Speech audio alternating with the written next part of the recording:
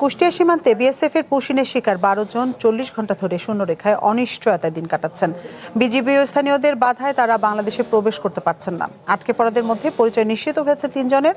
তারা হলেন সাতক্ষীরার শ্যামনগর উপজেলার রফিকুল ইসলাম, তার স্ত্রী আসমা খাতুন ও মেয়ে রাবেয়া খাতুন। শনিবার সকালে কোম্পানি কমান্ডার পর্যায়ে বৈঠক হয়েছে, কিন্তু বিএসএফ পুশিনের অভিযোগ অস্বীকার করেছে।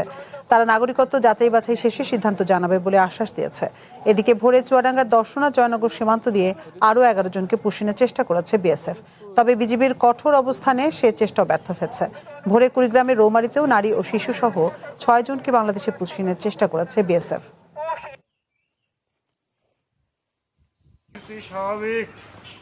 তো দেখে খারাপ লাগছে, আমারও তো কান্না আসছে, কিন্তু আমি তো কিছু বলতে পারছি না। এখন বিজেপি উনিরা তো দিতে পারছে না, মিডিয়ায় জানিয়ে গেছে, সব হয়ে গেছে, ওরাও দিতে পারছে না, ওরাও লিখছে না। আমি গিয়ে দেখলাম এখানে 4টা বাচ্চা আছে, বাচ্চা 4টা সবাই অসুস্থ, প্রচন্ড জ্বর, ঠান্ডা এবং মশার উপদ্রব, তারা ব্যাকুল হয়ে গেছে। যত তাড়াতাড়ি পারা যায় এটা সমাধান করে মানে এটা আর কি ওদেরকে ফিরায় দেওয়া উচিত, কারণ খুবই খারাপ লাগছে। এটা মানে খাওয়ার কষ্ট, যেমন তেমন মনে করেন শোয়ার কষ্ট, গোসল নাই।